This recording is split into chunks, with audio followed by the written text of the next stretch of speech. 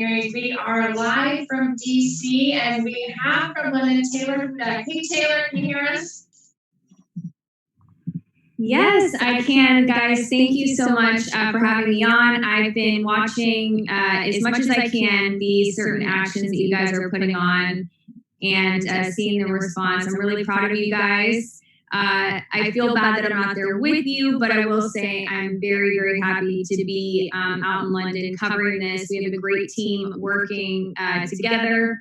I've been posting updates on what's taking place, but as far as what's going on outside of the courtroom, yesterday was a huge day. I mean, there were yellow vest protesters who were there. There were other Free Assange supporters who were present, and it remained very peaceful. The demonstrators were singing songs and chanting. Of course, there were some exchanges with police, but nothing too hostile, nothing out of the ordinary than what you would expect for any normal protest.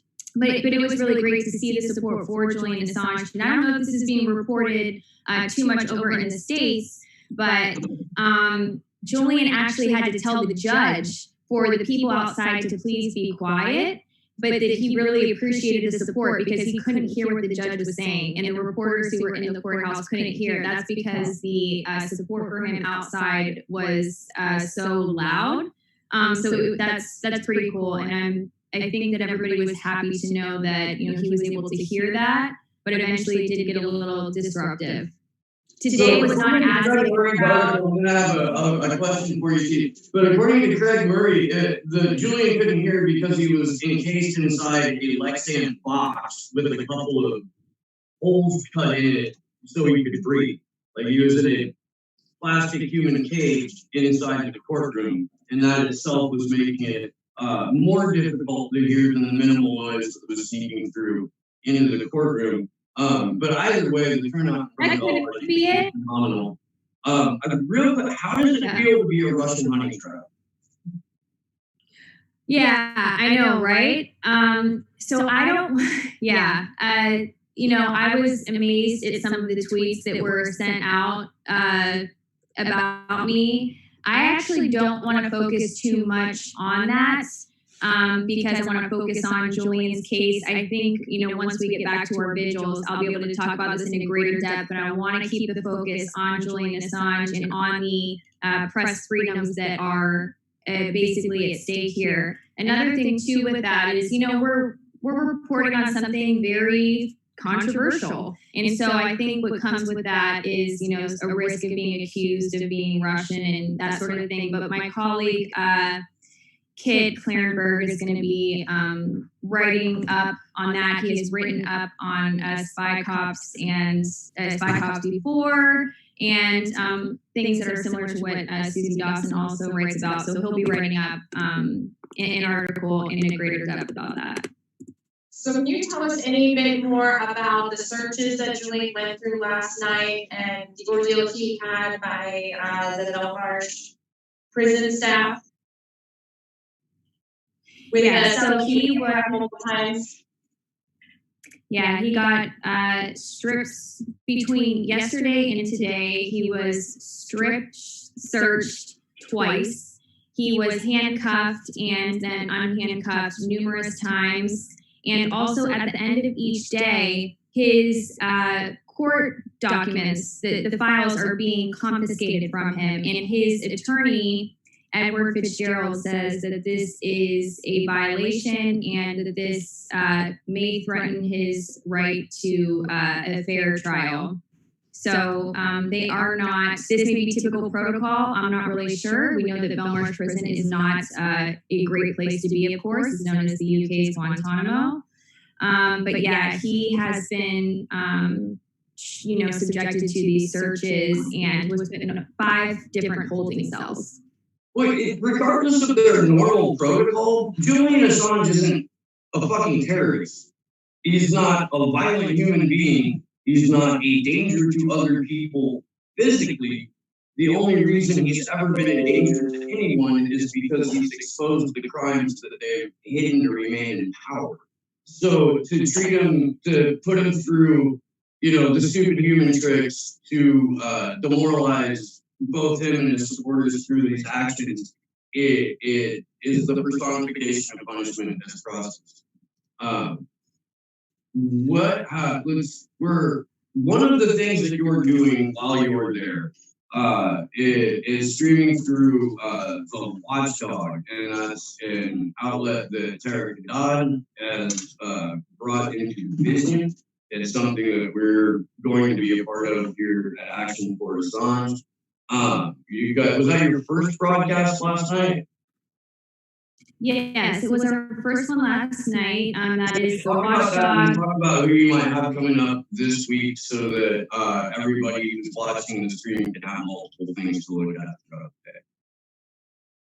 Yeah, so tonight I do not believe that we will be having a stream. We will be attending Imperialism on Trial, and I'm pretty sure I'm going to be getting some really, really good interviews after that event, but I don't want to name any names yet or any promises, but I intend on getting some interviews after that event concludes. And as far as this week, we have some people who are lined up to come on the show. I'm just going to keep that to myself for now, but you could expect some very interesting guests to be joining us who have been covering this trial and have extensive knowledge on this case and are at the forefront of this case. And we just hosted in our Airbnb. And last night we had on Patrick Henningsen, we had Deepa Driver and Mohammed Almazi, and we'll be having several other guests throughout the week. And again, it'll take place on Wednesday, Thursday, and Friday around the evening time, around 7:30 p.m. GMT time. Do you think that there's more sympathy to Assange over in England, or at least less of the hostility we see in here? Like, do you have people who shout at you that he's a rapist or anything like that across the pond? Oh, that's interesting. So I've only been around like protesters, really. So I'm in an area where there's just a lot of general support for him. People would not go there if they didn't support him, I guess, unless they had some bad intentions. But I haven't seen anything like that. The Yellow Vests were here, like I said, 150 of them attended this protest yesterday, and they were going strong for several hours from the morning until the afternoon when court wrapped up. They were going strong and showing a lot of support. So I would have to say that the French protesters are very, very passionate about this case, and they put a lot of effort to show their support for him. And I have footage of that. I believe it's posted on Action for Assange YouTube channel. And today there wasn't as big of a protest and demonstration outside the court today, but there was still people there who had to actually be put behind barricades to allow traffic in and out of the parking lot. Now, WikiLeaks had hinted last week that today was the day where more would be revealed on the whole Trump pardon scenario. Have you heard anything else? Is that going to be discussed this afternoon? Or are they done for the day? They are still in court right now as we speak. I have not heard anything about the pardon being brought up today. I know that it was discussed yesterday, and actually Mohammed Almazi, who was previously on the vigils, did clarify exactly what was said in court about this pardon. Basically, this ex-U.S. congressperson was not meeting with Julian Assange at the direction of President Trump, but the president did know and had knowledge that he was going to have this meeting. So some of the details surrounding that were initially reported are not true, but this offer was made, this exchange did happen, and Julian declined to offer evidence to who the leaker was for the DNC leak. And I think that really speaks, again, to his character, the fact that he could have been, set free potentially just by providing evidence of the source, and chose not to do that based on his principles. Now, the Daily Mail reported today that the CIA has spoken to the Spanish security firm that had spied on Assange and had discussed the possibility of killing him in the embassy and making it look like an accident. I thought that was the big revelation that WikiLeaks was talking about coming down the pipe today. Was there any reaction to that? Not too much discussed. with our reporters who are in the courtroom about that specifically. I plan on doing a report on that shortly here and posting that to discuss that very article that you're talking about.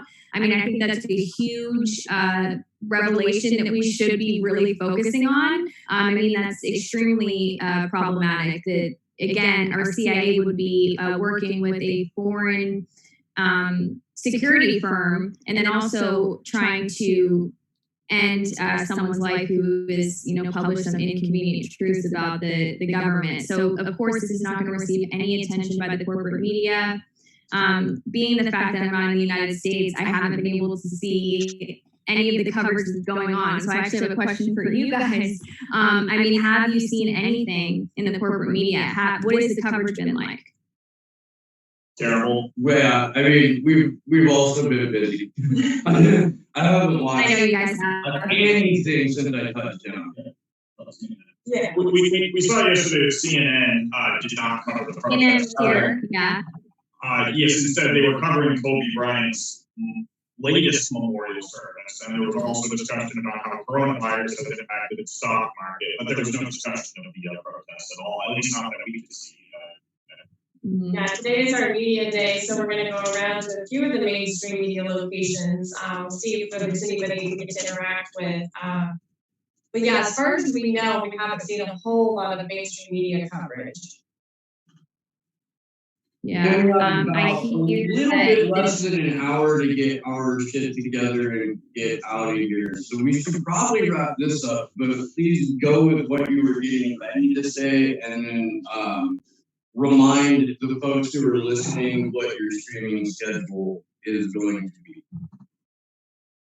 Yeah, so I want to make note too, I have been trying very, very hard to live stream off of Action for Assange's YouTube channel. I literally cannot do it because of my poor internet connection. It takes me 5 minutes from the time I hit send on a tweet for it to actually go through. The connection's pretty bad, especially at Belmarsh. I was able to get through a live stream when I was in central London, but unfortunately I can't really do it here. But you can expect throughout the day, if you follow my Twitter account, to see little video updates, also on Action for Assange, and then also on Taylor Hudak Live YouTube channel. I will have just video footage throughout the day posted there that will also be posted on Action for Assange's YouTube channel. And then also we're publishing through the Watchdog, that is thewatchdog.net.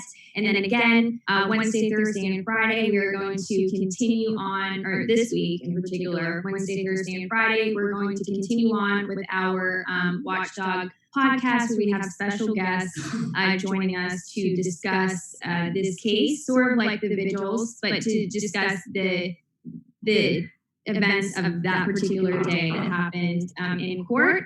I want to thank you guys for everything that you're doing. I wish I could meet all of you one day. I believe we all will be meeting each other, the four of us, and you two, Dak, and our tech guy, Josh.